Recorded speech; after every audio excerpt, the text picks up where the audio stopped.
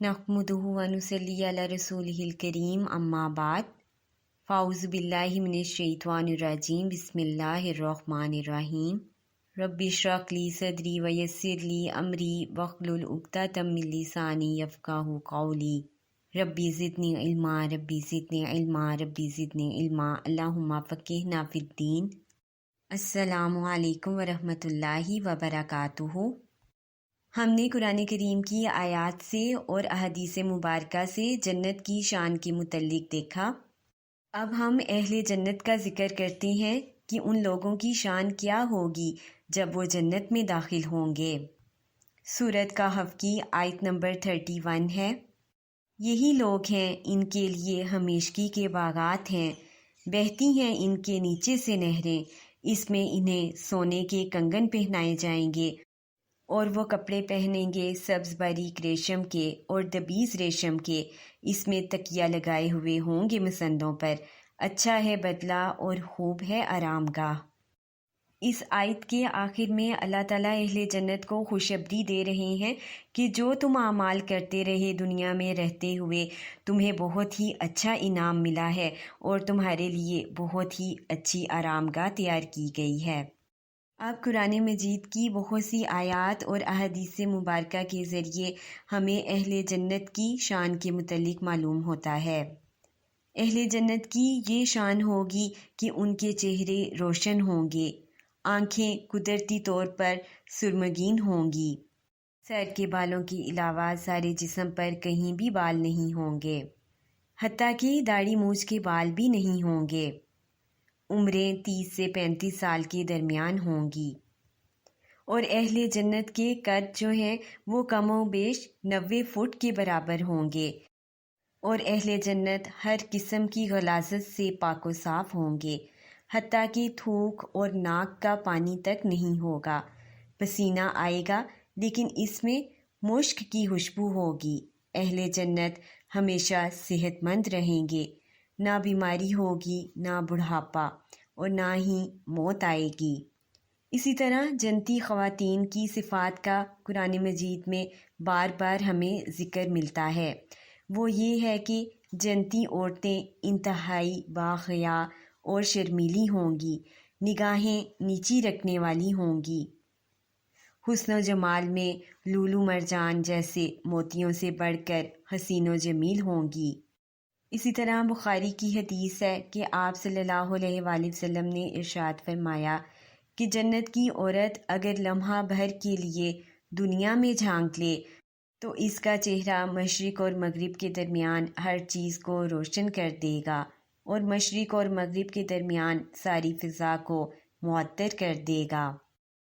اسی طرح احادیث مبارکہ سے ہمیں مزید معلوم ہوتا ہے کہ جنت میں کوئی شخص بن بیاہ یا اکیلا نہیں ہوگا، ہر آدمی کی 2 بیویاں ہوں گی، یہ دونوں بیویاں بنت آدم سے ہوں گی۔ دنیا کی ان عورتوں کو اللہ تعالیٰ جنت میں داخل ہونے سے پہلے دوبارہ پیدا فرمائیں گے اور اسی حسن و جمال سے نوازیں گے جو جنت میں پیدا ہونے والی عورتیں یعنی حوروں کا ہوگا۔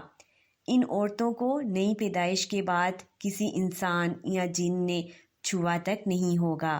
یہ عورتیں اپنے شوہروں کی ہم عمر ہوں گی، باحیا، شرمیلی، پردہ دار، نرم و نازک اور اپنے شوہروں سے ٹوٹ کر پیار کرنے والی ہوں گی۔ جنتی لوگ اپنے اپنے محلات کے اندر اپنی بیویوں کے ہمراہ گھنے اور ٹھنڈے سایوں میں بہتی نہروں کے کنارے سونے چاندی اور موتیوں سے آراستہ مسندے جمائے ہوئے ہوں گے، خوش گپیاں کریں گے۔ کھانے پینے کے لیے خواتین کو زحمت نہیں کرنا پڑے گی، بلکہ جو کچھ بھی وہ چاہیں گے موتیوں کی طرح خوبصورت اور چاق و چوبند خدام فوراً حاضر کر دیے جائیں گے۔ اسی طرح مختلف احادیث مبارکہ سے ہمیں معلوم ہوتا ہے کہ اگر ایک ہی خاندان کے قریبی جو عزیز و اقارب ہیں جیسے والدین ہیں یا اولاد ہیں، اگر درجات کے اعتبار سے ایک دوسرے سے فاصلے پر اگر ہوں گے تو اللہ تعالیٰ اپنے فضل و کرم سے کم درجے والوں کا درجہ بڑھا کر سب کو آپس میں ملا دیں گے۔ اب دیکھیں کہ جنت چونکہ شان والی ہے اور اس میں شان والے ہی لوگ داخل ہوں گے، اور جب اہل جنت جنت میں داخل ہوں گے تو اللہ تعالیٰ اہل جنت کی سب سے پہلی ضیافت جو ہیں وہ کس چیز سے کریں گے؟ اللہ تعالیٰ اہل جنت کی ضیافت جو ہیں وہ مچھلی کے جگر سے کریں گے، اور دوسری میزبانی جو ہے وہ بیل کے گوشت سے کی جائے گی، اور پھر مشروبات پلائے جائیں گے۔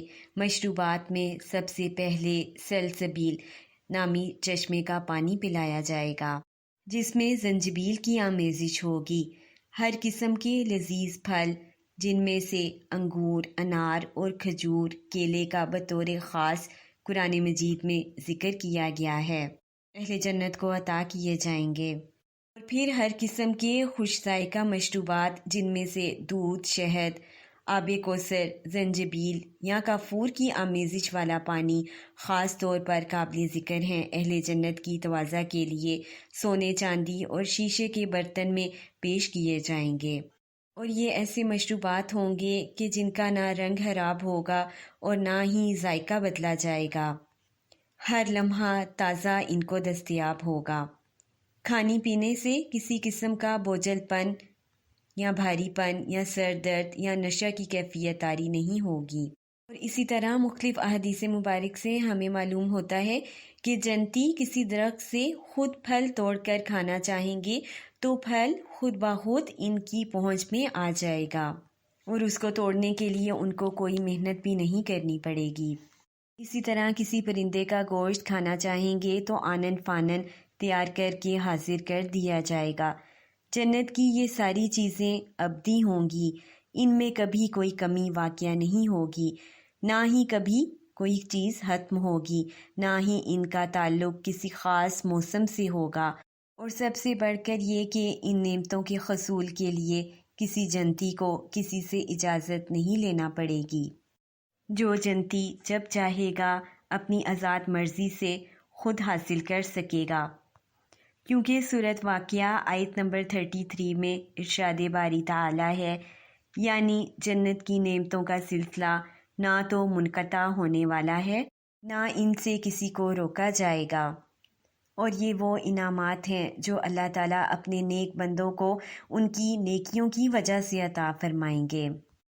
اسی طرح ترمذی کی حدیث ہے، جنت میں ہر جوڑے کی ایک الگ وسیع و عریض مملکت ہوگی، جس کے محلات کی تعمیر سونے چاندی کی اینٹوں اور اعلیٰ قسم کی مسک سے کی گئی ہوگی۔ محل کے سنگریزے موتی اور یاقوت کے ہوں گے، اور اس کی مٹی زعفران کی ہوگی۔ جیسا کہ ہم نے پہلے ذکر کیا تھا کہ جنت کے بھی درجے ہیں، اور ہر جنتی کو اپنے اپنے درجے کے مطابق دو دو وسیع و عریض باغات عنایت کیے جائیں گے۔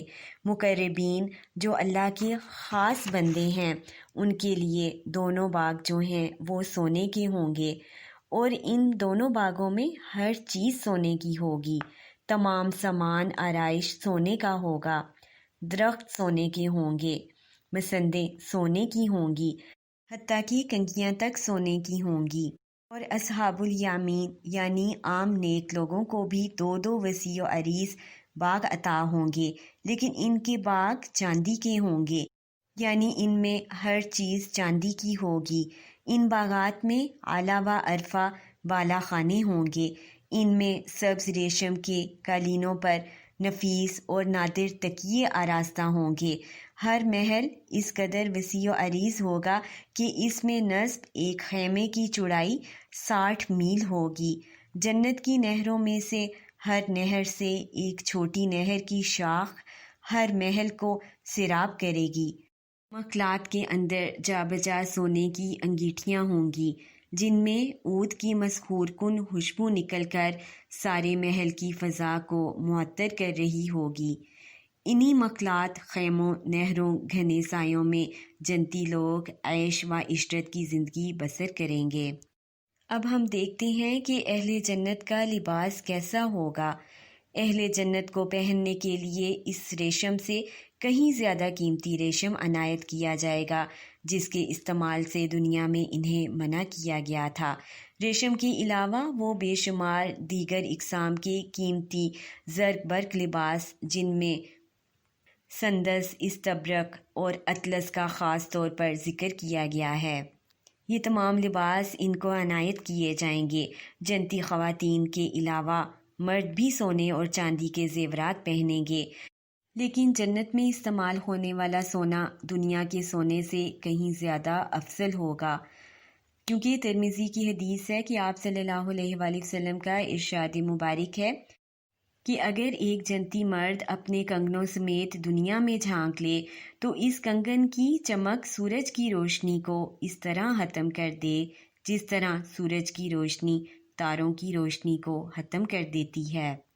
اسی طرح بخاری کی ایک اور حدیث ہے، جنتی خواتین کو ایسے خوبصورت اور شفاف لباس عطا کیے جائیں گے کہ بیک وقت 70 جوڑے پہننے کے باوجود ان کی پنڈلی کا گودا تک نظر آئے گا، اور اسی طرح اہل جنت کا لباس جو ہے کبھی پرانا نہیں ہوگا۔ قاف کی آیت نمبر 32 ہے، یہ ہے شان اس جنت کی جس کا تم لوگوں سے وعدہ کیا جاتا ہے، یہ جنت ہر اس شخص کے لیے ہے جو اپنے رب کی طرف رجوع کرنے والا اور اس کے احکام کی پابندی کرنے والا ہے۔ اللہ تعالیٰ نے جنت کی شان بھی بیان کی اور اہل جنت کی شان بھی بیان کی، لیکن ساتھ ہی اللہ تعالیٰ نے بتا دیا کہ یہ کن لوگوں کے لیے ہے۔ یہ ان لوگوں کے لیے ہے جو اپنے رب کی طرف رجوع کرتے ہیں اور اس کے احکامات کی پابندی کرتے ہیں، جو اللہ اور اس کے رسول کی اطاعت کرتے ہیں۔ دیکھیں کہ جنت کی تمام تر نعمتیں حاصل کرنے کے بعد جو سب سے بڑی نعمت اللہ تعالیٰ ان کو عطا فرمائے گا وہ ہوگی اللہ کی خوشنودی اور اس کی رضا، کیونکہ بخاری و مسلم کی حدیث ہے کہ آپ صلی اللہ علیہ وآلہ وسلم نے ارشاد فرمایا کہ اللہ تعالیٰ اہل جنت کو مخاطب کر کے ارشاد فرمائیں گے، کیا اب تم خوش ہو؟ جنتی عرض کریں گے، اے ہمارے پروردگار، ہم کیوں خوش نہ ہوں؟ تو نے ہمیں ایسی ایسی نعمتیں عطا فرما دی ہیں جو اپنی مخلوق میں سے کسی کو نہیں دیں۔ اللہ تعالیٰ ارشاد فرمائیں گے، کیا میں تمہیں وہ نعمت عطا نہ کروں جو ان سب نعمتوں سے افضل ہے؟ جنتی کہیں گے، یا رب، وہ کون سی نعمت ہے جو ان سے بھی افضل ہے؟ اللہ تعالیٰ ارشاد فرمائیں گے کہ میں تمہیں اپنی رضامندی سے سرفراز کرتا ہوں، آج کے بعد تم سے ناراض نہیں ہوں گا۔ اب دیکھیں کہ ان لوگوں کی خوش نصیبی کا کیا کہنا جنہیں اللہ تعالیٰ کی رضا حاصل ہو گئی اور اللہ تعالیٰ کے غصے سے پناہ مل گئی، اور ان لوگوں کی بد نصیبی کا کیا ٹھکانہ جو اللہ تعالیٰ کی رضا سے محروم ہوں گے اور اللہ تعالیٰ کے غضب کے مستحق ٹھہریں گے۔ اللہ تعالیٰ تمام مسلمانوں کو دنیا اور آخرت میں اپنے خاص فضل و کرم سے اپنی رضا اور خوشنودی سے سرفراز فرمائے، اپنی ناراضگی سے پناہ میں رکھے، آمین ثم آمین۔ اور پھر اہل جنت کی یہ سب سے بڑی خوش نصیبی ہوگی کہ اللہ تعالیٰ ان کو اپنا دیدار نصیب فرمائیں گے، کیونکہ صحیح مسلم سے روایت ہے کہ آپ صلی اللہ علیہ وآلہ وسلم نے ارشاد فرمایا، جب جنتی لوگ جنت میں اور دوزخ کی لوگ دوزخ میں چلے جائیں گے تو ایک پکارنے والا پکارے گا، اے جنت والو، اللہ نے تم سے ایک وعدہ کیا تھا، وہ آج اسے پورا کرنا چاہتا ہے۔ وہ عرض کریں گے، وہ کون سا وعدہ ہے؟ کیا اللہ نے اپنے فضل سے ہمارے اعمال میزان میں بھاری نہیں کر دیے؟ کیا اللہ تعالیٰ نے ہمیں آگ سے بچا کر جنت میں داخل نہیں کر دیا؟ اس وقت پردہ اٹھے گا اور اہل جنت کو اللہ تعالیٰ کا دیدار نصیب ہوگا۔ حضرت صہیب رضی اللہ تعالیٰ عنہ فرماتے ہیں، اللہ کی قسم، اللہ تعالیٰ سے زیادہ پسندیدہ اور آنکھوں کو سرور بخشنے والی کوئی دوسری چیز اہل جنت کے لیے نہیں ہوگی۔ سبحان اللہ۔ دوسری جگہ ارشاد باری تعالیٰ ہے، بہت سے چہرے اس روز تر و تازہ ہوں گے اور اپنے رب کی طرف دیکھ رہے ہوں گے۔ یہ سورۃ قیامہ کی آیت نمبر 22 اور 23 ہے۔ اس آیت میں اہل جنت کا اللہ تعالیٰ کی طرف دیکھنے کا ذکر واضح الفاظ میں موجود ہے۔ حضرت جریر بن عبداللہ رضی اللہ تعالیٰ عنہ سے روایت ہے کہ ہم آپ صلی اللہ علیہ وآلہ وسلم کی خدمت میں حاضر تھے۔ آپ صلی اللہ علیہ وآلہ وسلم نے 14ویں کے چاند کی طرف دیکھا اور فرمایا جنت میں تم اپنے رب کو اس طرح دیکھو گے جس طرح اس چاند کو دیکھ رہے ہو۔ اللہ تعالیٰ کو دیکھنے میں تم کو کوئی دقت پیش نہیں آئے گی، اسے بخاری نے روایت کیا ہے۔ ان آیات اور احادیث سے ہمیں معلوم ہوتا ہے کہ اہل جنت کی کیا شان ہوگی کہ جن کو اللہ تعالیٰ کا دیدار نصیب ہوگا۔ اللہ تعالیٰ کل امت مسلمہ کو عمل کی توفیق عطا فرمائے، آمین ثم آمین۔ اور اللہ تعالیٰ ہم سے ایسے کام لے لے جس سے اللہ تعالیٰ ہم سے راضی ہو جائے، آمین ثم آمین، اور جنت عطا کر دے، آمین۔ سبحانک اللہم و بحمدک، اشہد ان لا الہ الا انت، استغفرک و اتوب الیک۔ السلام علیکم ورحمۃ اللہ وبرکاتہ۔